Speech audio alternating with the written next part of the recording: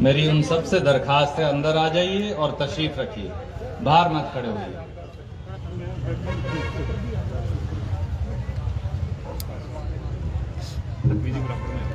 आदर के योग्य हमारे बड़े भाई पूर्व विधायक सरदार बूटा सिंह जी, मेरे छोटे भाई जुझारू साथी जो लगातार मेहनतकश किसान हो या गरीब मजदूर उसकी आवाज उठाते, भाई सतवीर भाणा जी, बाबा साहब अंबेडकर जागृति मंच के अध्यक्ष मेरे छोटे भाई लक्ष्मी पबनावा जी, भाई ईश्वर नैन जी, फूलाराम बाजीगर जी, भाई जगतार सिंह धड़ोला जी, छोटी बहन शालिका इसराना जी, नफे सिंह वाल्मीकि जी, छोटे भाई आजाद जी, जगदीश खरखोदा जी, प्रोफेसर डॉक्टर विजय कुमार जी, मंच का संचालन कर रहे मेरे भाई सुरेंद्र रांझा जी, भाई राकेश कानपुर जी, लक्ष्मी वाल्मीकि क्योड़क जी, दलेल सिंह खुराना जी, आदरणीय रघुवीर रंगा जी, भाई राजेश शोध जी एक्स सरपंच, अजमेर सरपंच जी गढ़ी, एक्सएमसी भाई सुल्तान सिंह जी, एक्सएमसी भाई वेद प्रकाश जी, भाई सुखदेव वाल्मीकि जी, मालखेड़ी के सरपंच भाई विक्रम जी, संजीव ग्रोवर जी द्योरा, राकेश ग्रोवर जी द्योरा, बलजीत इंदल जी, छोटे भाई रामनिवास छोद जी, धूप सिंह छोद जी, सुरेश लोधर जी, हमारे प्रधान राजपाल जी, अंबेडकर सभा के प्रधान भाई रामेश्वर जी, भाई दलबीर राठी जी, भाई ओम प्रकाश बीरवाल जी लेक्चरर, राम कुमार पबनावा जी, नरेश दिवाल जी, कमल चौहान जी, रामचंद्र रंगा जी, करमबीर रंगा जी, राजकुमार सिरोही जी, जगदीश सिरोही जी, भाई सरवण जी, अजय बोबी जी, राजकुमार मुन्ना रेड्डी जी, ठाकरवास दास जी खुराना, मदन लाल तंवर जी, विनोद जी एक्स सरपंच द्योरा, नफे सिंह जी जो हमारे रिटायर्ड जेलर हैं, भाई ईशम सिंह जी, दयानंद मेहरा जी, ऋषि मेहरा जी, रमेश कुतुबपुर जी, प्रकाश क्योड़क जी, भाई शीशपाल जी एक सरपंच कानपुर, भाई अजय बेदी जी, भाई धर्मवीर जी अध्यक्ष प्रदेश किसान कांग्रेस, भाई रामचंद्र जडोला जी, विक्की भोला जी, अरुण जी, रामचंद्र गुज्जर जी, रमेश ग्रोवर जी, सुल्तान खटक जी, पीएल भारद्वाज जी, भाई सतीश जी अध्यक्ष युवा कांग्रेस जिला, भाई रोशनलाल पाडला जी, पीएल भारद्वाज जी, अजमेर सरपंच जी, सुशीला शर्मा जी, सोनू सेठ जी, मंच पर विराजमान भूल चूक माफ, मंच पर विराजमान और मेरे सामने बैठे मेरे बहुत ही आदरणीय मोजेस बड़े बुजुर्गों, आदरणीय मातृशक्ति, आदरणीय नौजवान साथियों और भाइयों, आज बाबा साहब अंबेडकर जी के इस महापरिनिर्वाण दिवस पर संविधान बचाओ गरीब बचाओ इस भव्य आयोजन के लिए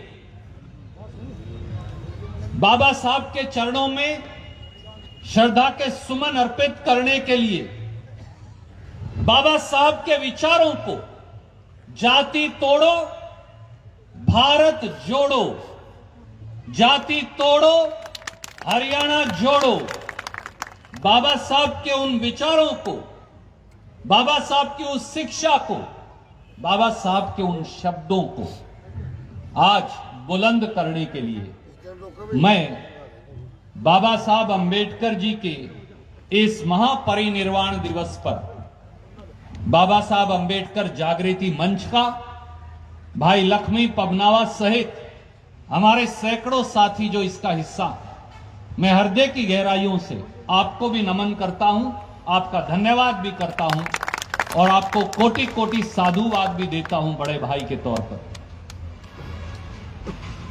मेरे बुजुर्गों, साथियों, बाबा साहब के बारे में इस मंच से अनेकों बातें कही गई।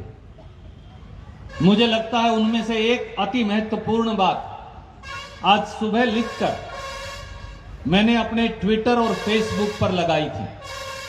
मैं आपको वो पढ़कर सुनाना चाहता हूं मेरी बात की शुरुआत करने से पहले, क्योंकि मुझे लगता है सिर्फ श्रद्धा सुमन अर्पित करने से, सिर्फ बाबा साहब की जो मूर्ति है उस पर माला चढ़ाने से, केवल शीश झुकाने से, केवल जोत जलाने से हमारा जीवन सिद्ध नहीं हो सकता। बाबा साहब ने कहा क्या था यह जानना जरूरी है, और क्या आज वो सार्थक है। और मैं आपको उन्होंने जो कहा था उनके शब्दों में पढ़ के बता रहा हूं। राष्ट्रवाद तभी औचित्य ग्रहण कर सकता है जब लोगों के बीच जाति, नस्ल या रंग का अंतर भुलाकर उनमें सामाजिक भाईचारे को सर्वोच्च स्थान दिया जाए। बाबा साहब ने कहा यह उतना ही जरूरी है जितना देश जरूरी है। मैं भारतीय हूं, मुझे फक्र है। भारत मां मेरी मां है, मुझे फक्र है। पर मेरी मां के बच्चे अगर जाति, नस्ल और रंग के, चमड़ी के रंग के आधार पर भेदभाव करेंगे तो भारत मां की जय कभी नहीं हो पाएगी। ये बाबा साहब ने कहा और आज उनके शब्दों को दोबारा याद करने की साथियों जरूरत है। याद करिए 1947 से पहले का वो समय, 1885 में भारतीय राष्ट्रीय कांग्रेस का गठन हुआ।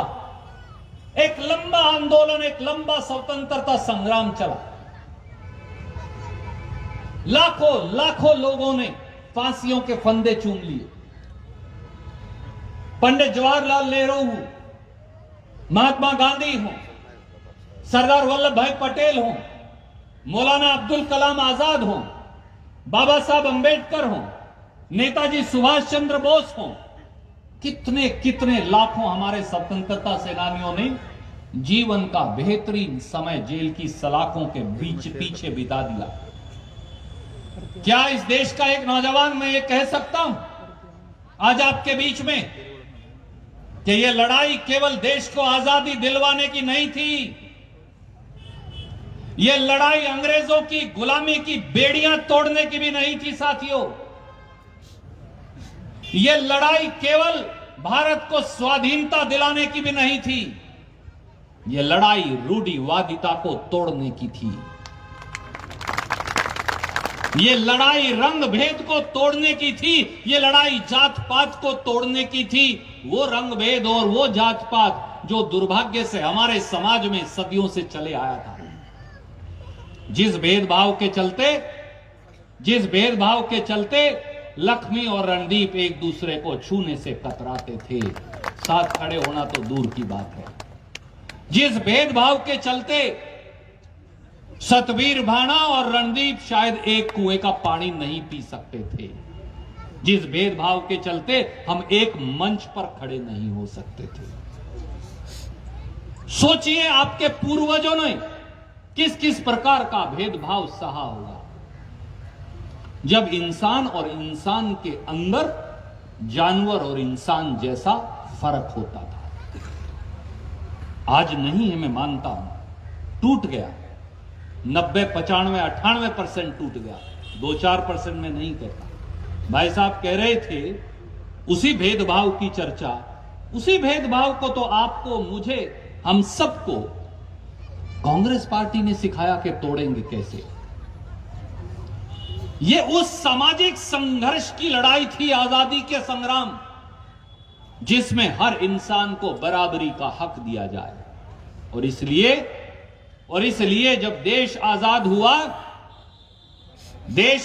हुआ तो महात्मा गांधी, पंडित जवाहरलाल नेहरू, वल्लभ भाई पटेल, मौलाना अब्दुल कलाम आजाद और अनेकों स्वतंत्रता सेनानियों ने निर्णय किया कि देश का संविधान बनाने की जिम्मेवारी एक सबसे काबिल, एक सबसे अक्लमंद और गरीब की आवाज महसूस करने वाले, आत्मा के अंदर तक जाकर समझने वाले बाबा साहब अंबेडकर को दी जाएगी।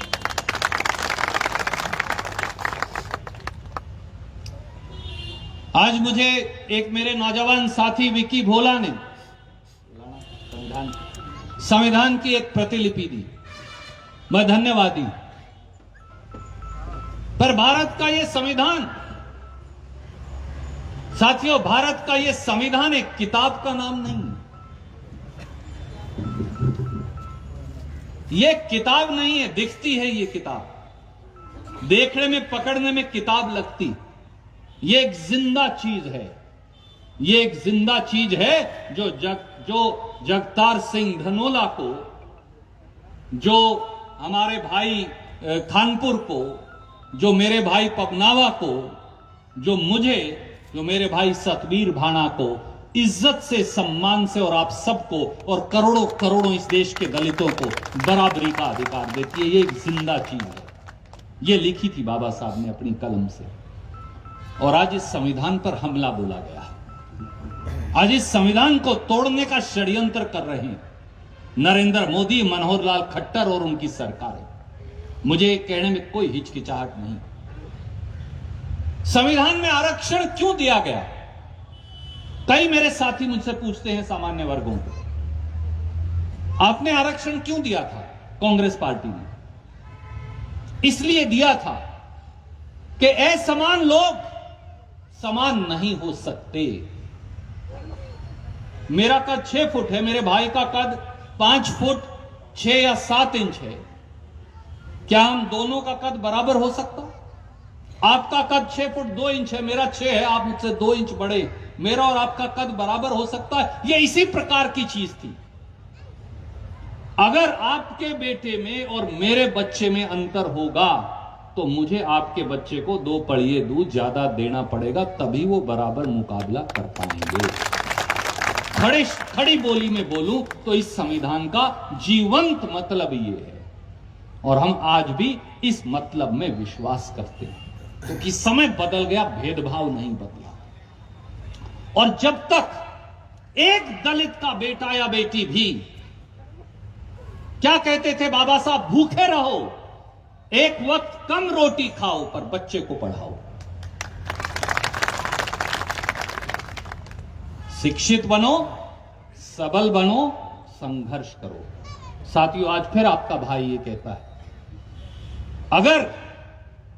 अगर वो सारे करोड़ों लोग जो फांसी के फंदे पर टंगे थे, जिन्होंने जिंदगी का बेहतरीन समय जेलों के पीछे काटा था, अगर उनकी याद में अगर एक फूल आपको, एक श्रद्धांजलि देनी है, तो शिक्षित बनो, सबल बनो, संगठित हो जाओ और संघर्ष करो। मैं एक चौथा शब्द भी इसलिए जोड़ रहा हूं जो बाबा साहब ने कहा था उसमें। और क्या कहते हैं आज के हुक्मरान? मैं ये दूंगा आपको, कुछ लिखकर लाया हूं, आपको पता है कि मेरा ये मानना है, और कुछ चीजें मैंने बाबा साहब को पढ़ा है, उनके द्वारा कहा गया हर शब्द पढ़ा, उसे आत्मसात करने की कोशिश की है। वो चाहे उन्होंने संविधान सभा में बोला हो या बाहर बोला। बहुत लोग मत्था टेकते हैं, घर चले जाते, पूछो क्या कहा बाबा साहब ने, पता नहीं जी मुझे। तो मैं आज आपको आज ये एक छोटी सी 5-6 पन्नों की किताब दूंगा, जो बताएगी कि संविधान बचाओ, गरीब बचाओ की जरूरत क्यों है। मैं लिख कर लाया हूं आपके लिए। जो आज राष्ट्रीय स्वयंसेवक संघ के प्रमुख हैं, जो मनुस्मृति को दोबारा लागू करना चाहते हैं, ताकि मुझ में और लक्ष्मी भाई में फिर भेदभाव शुरू हो जाए, मुझ में और ईश्वर में फिर भेदभाव शुरू हो जाए, मुझ में और जेलर साहब में फिर भेदभाव शुरू हो जाए, मुझ में और रंगा साहब में फिर भेदभाव शुरू हो जाए, जडोला साहब हमारे जो हैं उनके अंदर और मेरे अंदर फिर भेदभाव शुरू हो जाए। वो ये कहते हैं, और मैं पढ़कर सुनाता हूं, ये मैंने नहीं कहा, ये मोहन भागवत जी ने कहा, जो आरएसएस के प्रमुख हैं, सरकार को चलाते। वो कहते हैं आरक्षण पर राजनीति हो रही है और इसका दुरुपयोग किया जा रहा है, इसे देखते हुए आरक्षण पर फिर से विचार करने की जरूरत है। ये कहते हैं आरएसएस के प्रमुख मोहन भागवत। जब इन्होंने ये कहा तो राहुल गांधी जी ने पहली आवाज उठाई और कहा ईंट से ईंट बजा देंगे। और साथियों, जैसा हमारे किसान भाइयों ने दिखाया, हमारे गरीब भाइयों की आवाज बुलंद हुई हर कोने से। बिहार के चुनाव से पहले कहा था और हमने कहा हम चलने नहीं देंगे संसद को और चलने नहीं देंगे सरकार को। आखिर में बयान वापस लेना पड़ा, पर यह उनकी मंशा को दिखाता है। उनके जो दूसरे संघ प्रचार प्रमुख हैं मनमोहन वैद्य जी, उन्होंने क्या कहा वो भी पढ़कर बताता। आरक्षण के नाम पर सालों तक लोगों को अलग करके रखा गया, इसे खत्म करने की जिम्मेदारी हमारी है। सभी को साथ लाने के लिए आरक्षण खत्म करना होगा। आरक्षण से अलगाववाद को बढ़ावा मिलता है। भागवत साहब, वैद्य साहब, एक बात जान लीजिए, इसे अंग्रेजी में मार्टिन लूथर किंग ने पॉजिटिव डिस्क्रिमिनेशन कहा था। अगर दो बच्चे बराबर नहीं हैं तो उन्हें बराबरी की ताकत देने के लिए प्रावधान है कि एक बच्चे को थोड़ा सा प्रोत्साहन दे दो। ये है आरक्षण और कुछ नहीं, इतना ही। और भारतीय जनता पार्टी साथियों इस आरक्षण को और संविधान को दोनों को खत्म करना चाहती है। इसलिए आज इस आंदोलन की आवश्यकता पड़ी। और एक बात कहूं, जब हमने विरोध किया शब्द तो वापस ले लिए, पर आज मैं आपको बताऊंगा कि आरक्षण खत्म कर चुके हैं 40%। मुझे नहीं लगता किसी को मालूम भी है इस देश में। इस मंच पर जो बैठे उन्हें भी नहीं, शायद जो मेरे सामने बैठे उन्हें भी नहीं। इसीलिए अलख जगाने की जरूरत है। आपका भाई की ये जिम्मेवारी। आप मुझे बताइए, क्या ये सही नहीं? और दो केवल मैं आपको उदाहरण दूंगा, दो निर्णय का नरेंद्र मोदी जी के। क्या ये सही नहीं कि पंडित जवाहरलाल नेहरू जब से प्रधानमंत्री थे और जब तक सरदार मनमोहन सिंह जी रहे, हमने 500 से ज्यादा, लगभग 1900 कुछ उनकी संख्या शायद बनती है, सरकारी फैक्ट्रियां और सरकारी उपक्रम देश में लगाए और उन सब के अंदर आरक्षण लागू किया। केवल उन सरकारी उपक्रमों में, उन सरकारी फैक्ट्रियों में 10 लाख 15 लाख लोग काम करते। मोदी जी ने क्या निर्णय किया? आपने पढ़ा सुना होगा, उन्होंने फैसला किया मैं ये सारे बेच डालूंगा। और अब तक वो 70 से ज्यादा उपक्रम बेच चुके, जिनमें लगभग 1.5-2 लाख कर्मचारी काम करता। साथियों, जो सरकारी उपक्रम बेचते हैं वहां से आरक्षण अपने आप खत्म हो जाता है। तो आरक्षण खत्म हुआ या नहीं हुआ, मुझे बताइए। वो 12-15 लाख नौकरियां जो सरकारी उपक्रमों में दी थी इस देश को शक्तिशाली बनाने के लिए और इस देश के पिछड़ों, इस देश के आदिवासियों, इस देश के दलितों को हिस्सेदारी दिलाने के लिए, ताकि उनका बेटा या बेटी भी उस सरकारी उपक्रम में बराबर बैठ सके, वो अधिकार छीन लिया गया है। छीनेंगे नहीं, छीन लिया गया है। केवल है गरीब, तुझे पता नहीं है, इसलिए अलग जगाने की जरूरत है। मेरी बात गलत हो तो जिस चौराहे पर सजा देनी है वहां नरेंद्र मोदी को लाइए, जो गलत हो उसको जो सजा आप चाहें वो दीजिए। क्या ये सही नहीं? दूसरा फैसला नरेंद्र मोदी का आरक्षण खत्म करने का। हिंदुस्तान को चलाता कौन है साथियों? प्रदेश को कौन चलाता है? आप कहेंगे प्रधानमंत्री, और मंत्री दिल्ली में, मुख्यमंत्री मंत्री हरियाणा में। पर एक और उनके साथ आदमी होता है, वो है सचिव, सेक्रेटरी ऑफ द डिपार्टमेंट। आप तो सरकारी अफसर रहे, आप तीनों तो। से सचिव जो है विभाग का, वो मंत्री से ज्यादा पावरफुल होता है। आधे मंत्रियों का तो बावड़ा बना ले वो, 90 पैसे का, जो वो लिख दे अगला लिख नहीं सकता, नहीं तो फिर गड़बड़ हो जाती है। और आपके भाई के पास क्या जादू था? कुछ था थोड़ी, केवल कलम की ताकत थी। मैं फाइल पढ़कर सचिव को ओवर रूल कर दिया करता था, बाकी कर नहीं पाते, इतना ही अंतर था। हम तुम्हारे साथ हैं। वो सचिव सबसे ताकतवर हैं। वो हैं कौन? वो आईएएस अफसर हैं, वो सेंट्रल सर्विसेज के अफसर हैं। नरेंद्र मोदी जी ने, कमल भाई, निर्णय कर लिया है, आपने पढ़ा होगा जरूर, कि अब भारत सरकार में जो सचिव हैं, भारत सरकार में जो संयुक्त सचिव हैं, भारत सरकार में जो सह सचिव हैं, एडिशनल सेक्रेटरी, वो लेटरल एंट्री से, यानी बाहर से लेके निजी क्षेत्र से सीधे नौकरी लगाऊंगा। आरक्षण खत्म।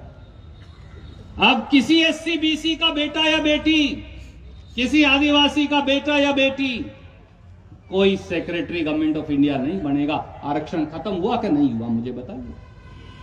तो क्या आपके बच्चे केवल चपरासी और सफाई कर्मचारी लगने के लिए?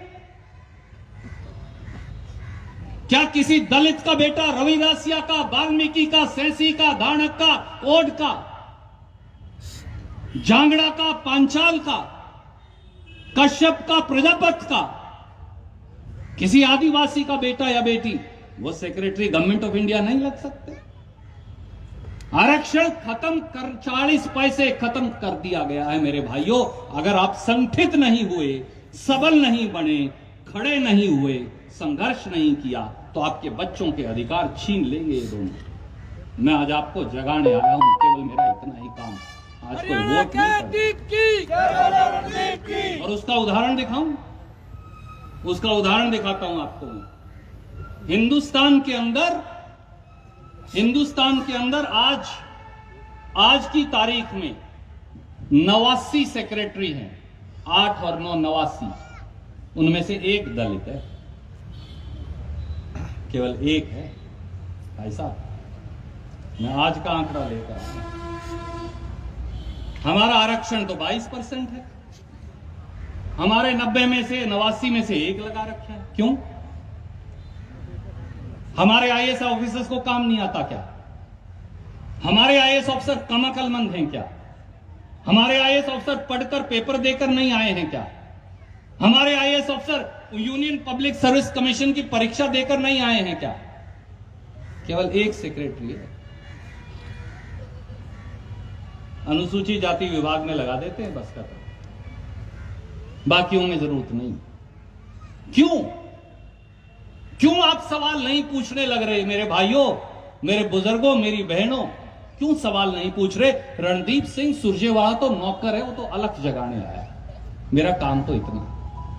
इस संविधान की किताब का क्या करूंगा जो बाबा साहब ने लिखी थी, और जहां वो बैठे हैं वो क्या कह रहे होंगे कि मेरे बच्चे, मेरे अनुयायी, मेरे विचार के उपासक, रणदीप जैसे मेरे विचार की पूजा करने वाले लोग, वो चुप क्यों हैं?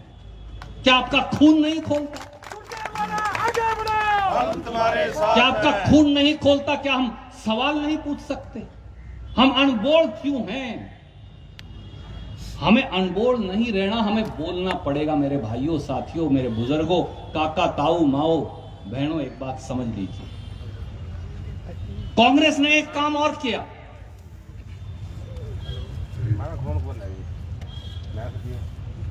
कांग्रेस पार्टी ने एक काम और किया था। वो क्या था? साथियों, कई बार ऐसा होता है, जो सत्ता में हुक्मरान बैठे हैं ना, जब रुपये बांटने की बारी आती है बजट में, तो गरीब कहीं ना कहीं छूट जाता है। गरीब को उसकी संख्या के आधार पर हम हिस्सा नहीं दे पाते। बहुत बार ऐसा होता है, कई बार जानबूझकर। खट्टर साहब, दुष्यंत चौटाला जैसे लोग जानबूझकर करते हैं, कोई अनजाने में भी कर देता होगा। तो ये कभी हो ना पाए, इसलिए सोनिया गांधी जी ने निर्णय किया कि एक एससी सब प्लान बनाई जाएगी। एससी सब प्लान जो मेरे भाई पढ़े लिखे हैं वो समझते हैं, वो ये है कि अगर सरकार के पास 1000 करोड़ रुपया है, 10,000 करोड़ रुपए का बजट है, तो फिर 22% पैसा गरीबों को कंपलसरी देना पड़ेगा। इसे एससी सब प्लान कहते हैं। इंदिरा गांधी जी ने सोची थी, सोनिया गांधी जी ने, राजीव गांधी जी ने पॉलिसी बनाई थी, सोनिया गांधी जी ने उसे लागू कर दिया था। हिंदुस्तान के बजट में जो मेरे ख्याल से लगभग 3-3.5 लाख करोड़ का है, आपको कंपलसरी देना पड़ेगा। आप कहोगे वो तो एससी विभाग में मिलता है, एससी का बजट तो दूसरे में कैसे मिलेगा। अगर आप सड़क बनाओगे और सड़क विभाग के पास 1000 करोड़ का बजट गया, तो उसमें से 220 करोड़ रुपया आपको गरीबों के मोहल्लों की सड़क बनानी पड़ेगी। पीने के पानी की टूंटी लगाओगे, मुझे पता है कई भाई बुरा मानते हैं इस बात का, कई भाई इस बात का बुरा भी मानते हैं, आप तो समझ सकते हो ये बात। पीने के पानी की टूंटी लगाओगे तो आपको 1000 करोड़ का बजट है, तो 200 करोड़ रुपया उसमें से गरीबों के मोहल्ले में टूंटी के लिए, कुएं के लिए देना पड़ेगा। ऐसे ही सब विभागों में देना पड़ेगा। जिस दिन नरेंद्र मोदी की सरकार आई, जिस दिन मनोहर लाल खट्टर की सरकार आई, वो जो मैं टूंटी टंकी की स्कीम लेकर आया था, आपको याद हो, जो पूरे कैथल में, पूरे हरियाणा में मैंने लागू की, वो इसी एससी सब प्लान का हिस्सा थी। और मैं कहां से लाया उसके पैसे? क्योंकि हमने वो लागू की थी, हमने वो लागू करवाई थी, और मैंने मेरे विभाग से लागू करने की शुरुआत की थी। जिस दिन नरेंद्र मोदी, मनोहर लाल खट्टर की सरकार आई, एससी सब प्लान खत्म। आज गरीब का कोई हिस्सा नहीं, आज गरीब कोई अधिकार नहीं मांग सकता। आज आप एससी सब प्लान का अधिकार नहीं मांग सकते मेरे साथियों, मेरे भाइयों। अरे ये तो वो लोग हैं जिन्होंने 1509 में बने तुगलकाबाद में महाराज हमारे बाबा गुरु रविदास जी के मंदिर पर बुलडोजर चलवा दिया। ये बात सही है या गलत है? आपका खून क्यों नहीं खोलता? ये वो लोग हैं जिन्होंने गुरु रविदास जी के 650 साल पुराने मंदिर को तोड़वा दिया। हम गए, हमने कहा ये इतने फ्लाईओवर बनाती है सरकार, 10 करोड़ रुपए में एक फ्लाईओवर और बन जाएगा, नीचे मंदिर भी रह जाएगा, ऊपर से ट्रैफिक भी चला जाएगा। हमने नहीं किया, कैथल में नहीं कर रखा मैंने, कई जगह किसी की दुकान तोड़ी थी, खंबे खड़े करो, ऊपर से निकाल दो। आखिर में कांग्रेस पार्टी के नेताओं को सुप्रीम कोर्ट जाना पड़ा मेरे भाइयों, और सुप्रीम कोर्ट को यह कहना पड़ा कि यह मंदिर को दोबारा बनाने की इजाजत दी जाए, तब दोबारा मंदिर बना। परंतु वो पुराना मंदिर तो नहीं बना, तो तोड़ दिया। ये वो लोग हैं जिसकी इस मन से चर्चा की गई। राजीव गांधी जी ने गरीब पर कोई अत्याचार ना कर दे, इसलिए एससी एसटी अत्याचार निरोधक कानून बनाया। वो हमारे लिए ढाल है, हमारे लिए एक हथियार है। कोई आदमी अत्याचार करने से पहले सोचता है, उस पर कानून लग जाए तो बड़ी दिक्कत हो जाती है अगले को। एक झटके के साथ याद करिए, वो कानून खत्म करवा दिया। जिस जज साहब से खत्म करवाया था, उस जज साहब को मोदी जी ने सबसे बड़ी गद्दी दे रखी है इस समय। इससे ज्यादा मन से शायद कहना उचित नहीं रहेगा। जिस जज साहब से खत्म करवाया था, वो मोदी जी के सबसे बड़े गद्दी के ऊपर बैठे कैबिनेट मिनिस्टर का दर्जा है। 9 एकड़ की तो कोठी दे रखी है अगले को दिल्ली के बीच में, और 3 मंजिले का अगले का दफ्तर है। आज भी रिटायर होने के बाद उन्होंने खत्म किया। संसद के अंदर राहुल गांधी जी के साथ खड़े होकर याद करिए, हमने सबसे पहली आवाज उठाई और संसद को रोक दिया। नहीं चलने देंगे, कुछ नहीं चलेगा इस देश में, इस कानून को बहाल करो, नहीं तो नहीं चलेगा। आखिर में देश की सरकार को 5 दिन संसद नहीं चली, कोई बिजनेस नहीं चलने दिया हमने। 5 दिन के बाद देश की सरकार को आपकी ड्योढ़ी पर झुकाकर कानून बदलवा कर दिखवाया। इसलिए जरूरत है संविधान बचाओ गरीब बचाओ सम्मेलन की।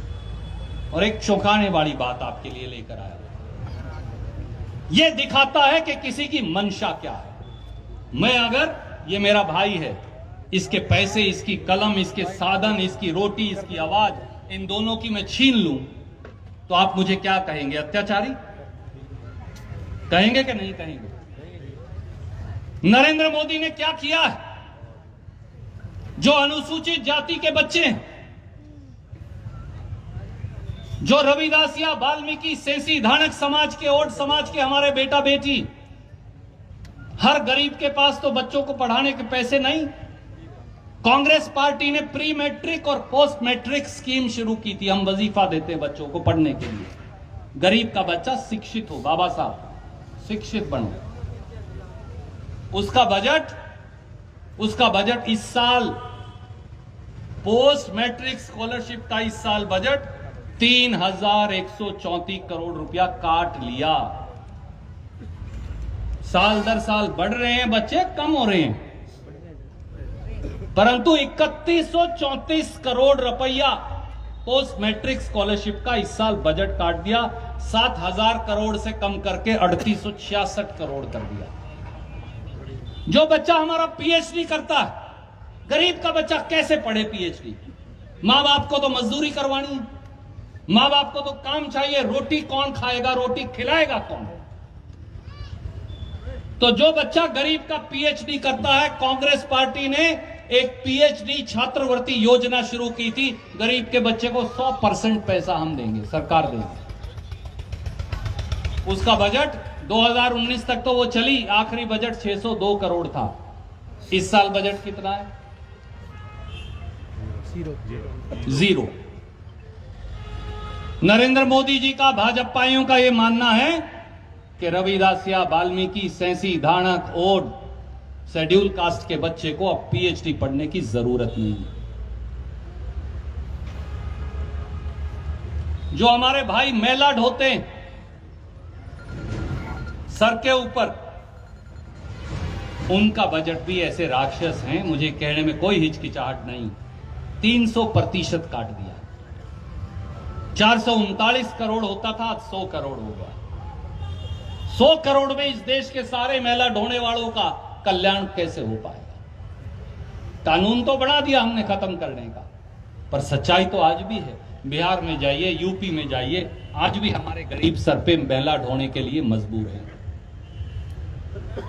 हम हमारे सब बच्चों को 11वीं और 12वीं सीबीएसई से करवाना चाहते हैं। माफी चाहूंगा मैं आपके 5 मिनट जरूर लूंगा, पर आज जो मन की पीड़ा और तकलीफ है, और जो बाबा साहब ने कहा था जागृत बनो, तो आज मैं वो जागृति का दिया जो है वो जलाकर आपके बीच में जरूर जाऊंगा, कोई माने या न माने। सीबीएसई में हमारे बच्चों की फीस होती थी 350 रुपया। जो बच्चे 12वीं के अब फीस जमा करवा के आए, पता कर लीजिए 1200 रुपया हो गई है। 200% से ज्यादा सीबीएसई की गरीबों की फीस को बढ़ा दिया। कम कर देते, 350 में कौन से जहाज को टक्कर लगने वाली है? 2 लाख बच्चा होगा, 4 लाख होगा, 1000 करोड़ रुपया बनने वाला नहीं है, लेकिन 200 करोड़ 300 करोड़ बनेगा। जिस सरकार का बजट 4 लाख करोड़ हो, वो बच्चों से पैसे कमा रही है, वो भी रविदासिया और वाल्मीकि, सेंसी, धानक के बच्चों से। क्यों हम सवाल नहीं पूछते? क्यों हमने सवाल पूछने बंद कर दिए? बाबा साहब नहीं रहे तो हम सवाल भी नहीं पूछेंगे, हम जवाब भी नहीं मांगेंगे, हम जवाबदेही भी नहीं मांगेंगे। कौन मांगेगा? अगर हमारे नेता, अगर समाज के भी कई नेता ईडी सीबीआई के डर से अब सवाल नहीं पूछते, तो रणदीप सिंह सुरजेवाला तो पूछेगा। मुझे नहीं डर लगता, मुझे कोई भय नहीं।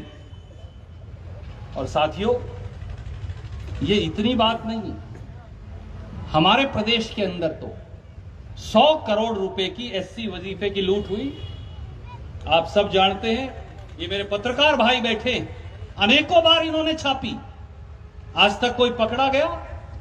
किसी को सजा हुई?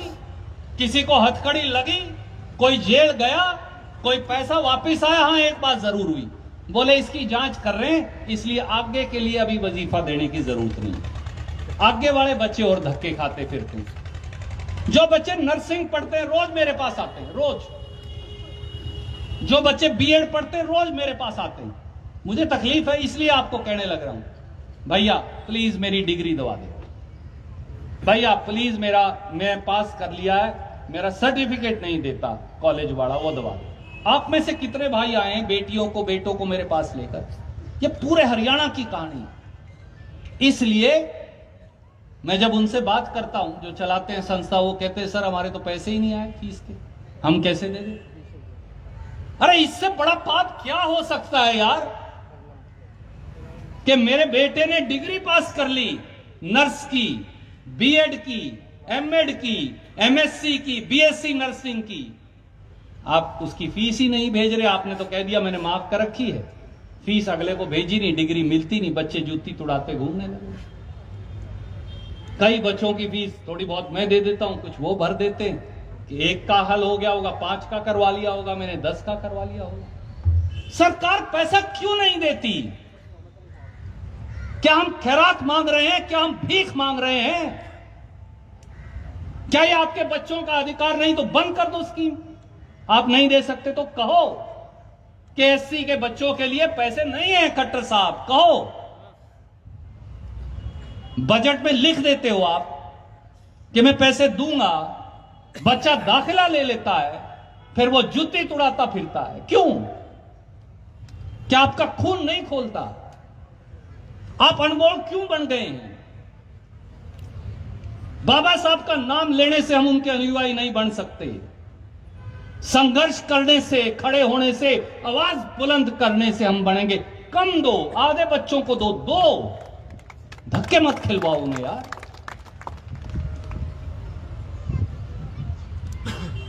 और एक और नई बात, और ये मुझे तो पता भी नहीं चलती, प्रधानमंत्री ने जवाब दे दिया इस महीने संसद में।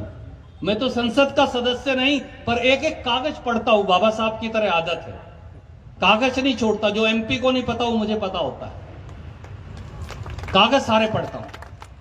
देश के प्रधानमंत्री ने लोगों जवाब दिया।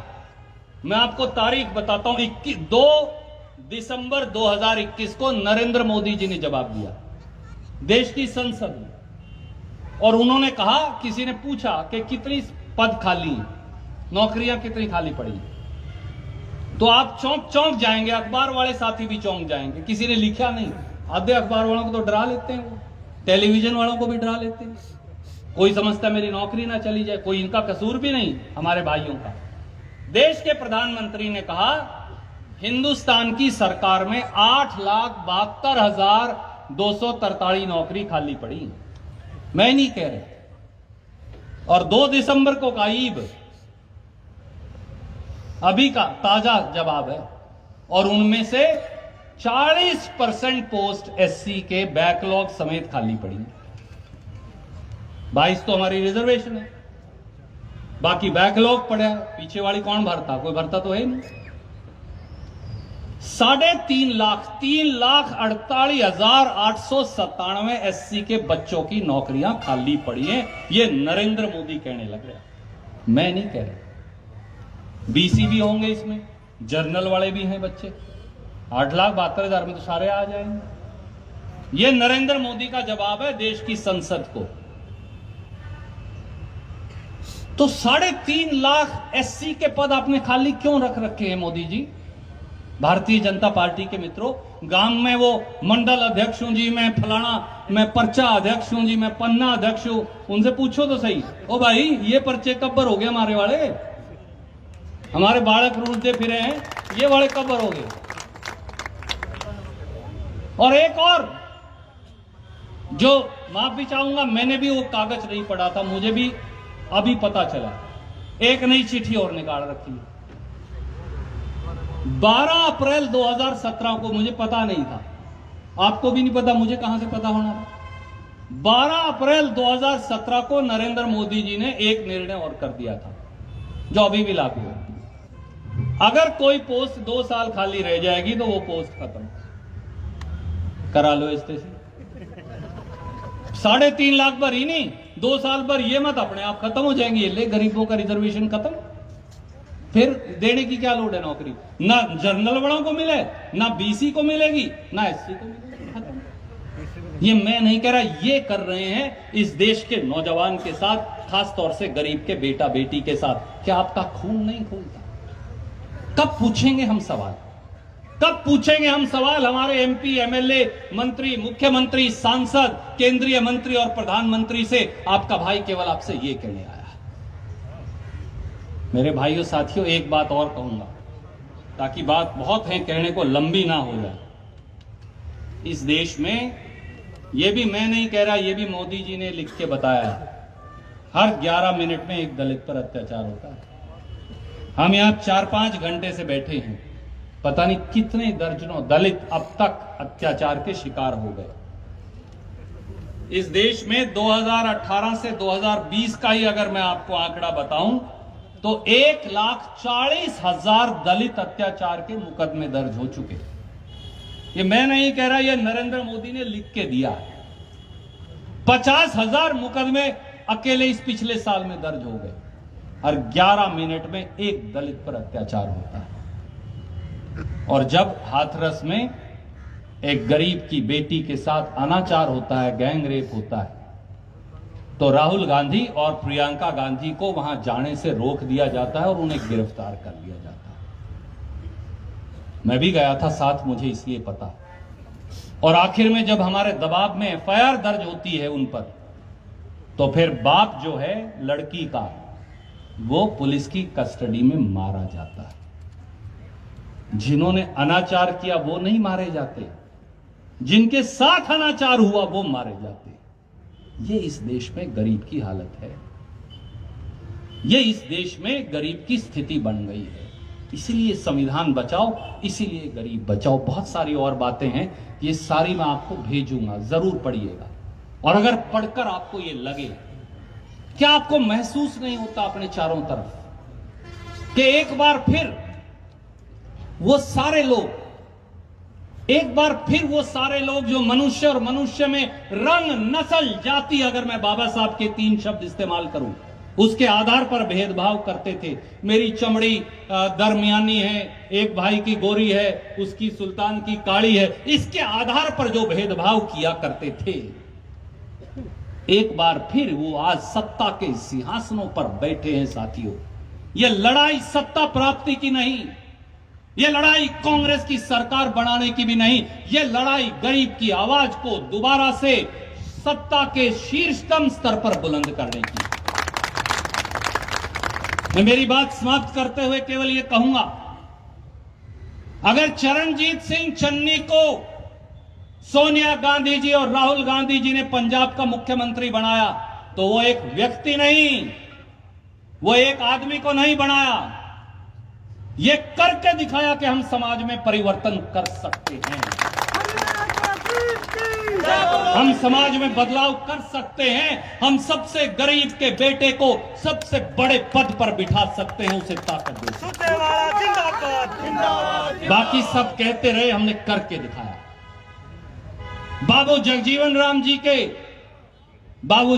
राम जी के ग्रैंडसन, पोते को आज अगर रणदीप सिंह सुरजेवाला के साथ राष्ट्रीय प्रवक्ता बनाया, मीरा कुमार जी के बेटे को, तो ये कांग्रेस कर सकती है कि रणदीप की आवाज में बाबू जगजीवन राम जी के खून की आवाज भी मिल सके।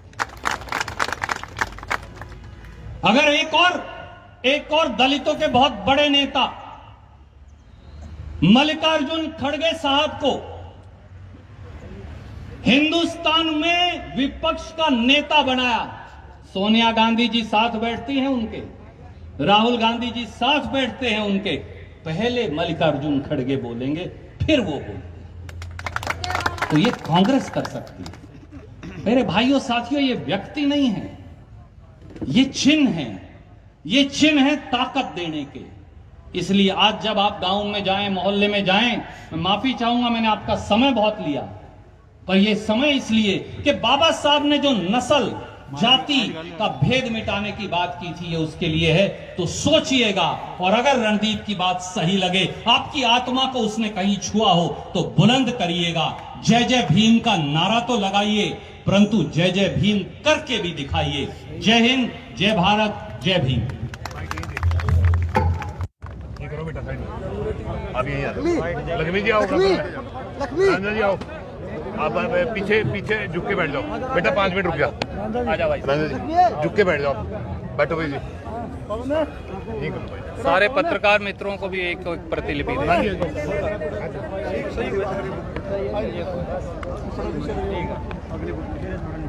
हम चले,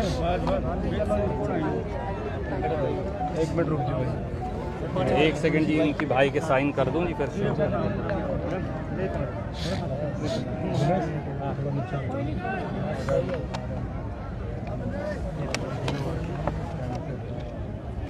नमस्कार साथियों, आज संविधान बचाओ गरीब बचाओ सम्मेलन का आयोजन बाबा साहब अंबेडकर जागृति मंच के तत्वाधान में किया गया। सच्चाई ये है कि मोदी और खट्टर सरकारें दोनों मिलकर बाबा साहब के भारत के अधिकारों का दमन कर रही हैं। गरीबों, शोषितों, वंचितों और दलितों के अधिकारों का दमन कर रही हैं। वो चाहे आरक्षण को खत्म करने की एक नापाक साजिश हो, चाहे वो सरकारी उपक्रम जो बेचे जा रहे हैं और फैक्ट्रियां वहां आरक्षण खत्म कर दिया गया हो, चाहे वो निजी क्षेत्र से लेने वाले आईएएस के पद के अधिकारियों पर आरक्षण की समाप्ति की बात हो, चाहे हर 11 मिनट में एक दलित भाई से पर और या बहन पर अत्याचार की बात हो, चाहे दलित छात्रों के पोस्ट मैट्रिक स्कॉलरशिप में 3,136 करोड़ रुपए की कटौती की बात हो, चाहे वो दलित पीएचडी के छात्रों के वजीफे को पूरी तरह से खत्म करने की बात हो, चाहे समाज में वंचितों, शोषितों, दलितों, गरीबों, पिछड़ों, उनके अधिकारों को समाप्त करने की बात हो, एक कुठाराघात, एक षड्यंत्र किया जा रहा है इस देश के गरीबों के खिलाफ। और इसलिए सोनिया गांधी जी, राहुल गांधी जी के नेतृत्व में हमने ये संकल्प लिया है कि हम इस आवाज को इतना बुलंद कर देंगे कि अहंकारी सरकार को हमारे गरीब, शोषित, वंचित, दलित भाइयों के अधिकारों का हनन करने से न केवल रोक लगाएंगे, बल्कि सरकार के इस घमंड को चकनाचूर कर देंगे। यही संकल्प है जो हर साथी आज इस सम्मेलन से लेकर गया है। सर आपने कहा कि आरक्षण जो है समानता के लिए है कि नीचे तबके को ऊपर उठाया जाए, लेकिन आज भी हम देखते हैं कि जो कई पार्टियों के नेता हैं वो किसी न किसी के प्रोफेशन को लेकर ऊंची नीची भावनाएं व्यक्त करते हैं। आज प्रधानमंत्री अगर चाय वाला बनता है तो मणिशंकर अय्यर बोलते हैं कि चाय वाला प्रधानमंत्री नहीं बन सकता। आदरणीय साथी, मेरा केवल एक मानना है, आज लड़ाई दलितों के अधिकारों की है जिसकी हम चर्चा कर रहे हैं। मैं आपको 4 या 5 उदाहरण दूंगा, मुझे उम्मीद है आप उनको भी कभी किसी को बताएंगे, राजनेता को। आदित्यनाथ जी मुख्यमंत्री हैं उत्तर प्रदेश के, वो दलित मुशाहर जाति के साथी जब मिलने जाते हैं तो वो उन्हें कहते हैं इन्हें साबुन से नहलाओ और इत्र छिड़कवाओ। ये वही मानसिकता है जिसके खिलाफ महात्मा गांधी और पंडित नेहरू लड़े थे। जब येदियुरप्पा जी पूर्व मुख्यमंत्री, जब वो मुख्यमंत्री थे कर्नाटक में, किसी दलित के घर खाना खाने जाते हैं तो थाली को हाथ नहीं लगाते भाजपा के नेता, 5 तारा होटल से खाना मंगवाते हैं। और याद करिए खट्टर साहब की बात, उम्मीद है आप और आपका चैनल ये सवाल उनसे पूछेगा। जब बाबा साहब का कार्यक्रम का आयोजन हुआ था तो हमारे एक दलित विधायक राम रतन जी को, मुझे नाम लेने में भी कोई हिचकिचाहट नहीं, कैसे फूट फूट कर रोए थे। मेरे पास तो वो तस्वीर आज भी है और मैं ये तस्वीर आपके कैमरा पर दिखाना चाहूँगा। क्या ये हैं दलितों के अधिकार? क्या ये हैं? याद करिए बिशंबर दास वाल्मीकि जी को, जिनको 26 जनवरी को मंच पर बैठने की जगह नहीं दी। याद करिए इसी प्रदेश में संतोष सारवान चौहान जी, जो दलितों की नेता हैं, मंडल अध्यक्ष भाजपा ने उनको कत्ल करने की कोशिश की, उन्होंने एफआईआर दर्ज करवाई, बीजेपी की एमएलए की एफआईआर दर्ज नहीं हुई। याद करिए फरीदाबाद के वाकये को, जब दलितों के बच्चों को जिंदा जला दिया गया तो एक केंद्रीय मंत्री वीके सिंह आते हैं और बच्चों की तुलना कुत्ते के पिल्लों से करते हैं। मुझे लगता है मैं उदाहरण गिनाने लगूंगा ना तो पूरी रात हो जाएगी। इस मानसिकता को तोड़ने की जरूरत है। सर, पर्ची और खर्ची का नारा देने वाली सरकार में 1 करोड़ रुपए फिर पकड़ा गया अनिल नागर से, क्या मानते हैं जो पर्ची और खर्ची का नारा दे रही है सर? हरियाणा सरकार पर्ची खर्ची नहीं, अटैची दो नौकरी लो की सरकार है और इस रिश्वत कांड की तारें सत्ता के बड़े बड़े शहतीरों पर बैठे लोगों तक जुड़ी हैं। मैंने कहा था एक वीडियो है जिसमें तथाकथित तौर से सरकार के 2 बड़े बड़े मगरमच्छ हैं, पर उसका कोई जवाब नहीं आया। सर, कैथल में 50 लाख की स्मैक पकड़ी जाती है। फरीदाबाद के अंदर आज सरेआम बड़खल चौक पे एक व्यक्ति को हथौड़े से पीटा जा रहा है। जी, आज जो फरीदाबाद में हुआ वो इस प्रदेश में होती अमानवीय, दुर्दांत और दिल दहलाने वाली घटनाओं का प्रतिबिंब है, क्योंकि ना कानून है ना सरकार है और नशे के व्यापार जोरों पर हैं। वो कैथल हो, वो गुड़गांव फरीदाबाद हो, वो कुरुक्षेत्र यमुनानगर हो, हमारे युवाओं को एक बार फिर नशे में धकेलने का घिनौना षड्यंत्र है। बहुत बहुत धन्यवाद। सर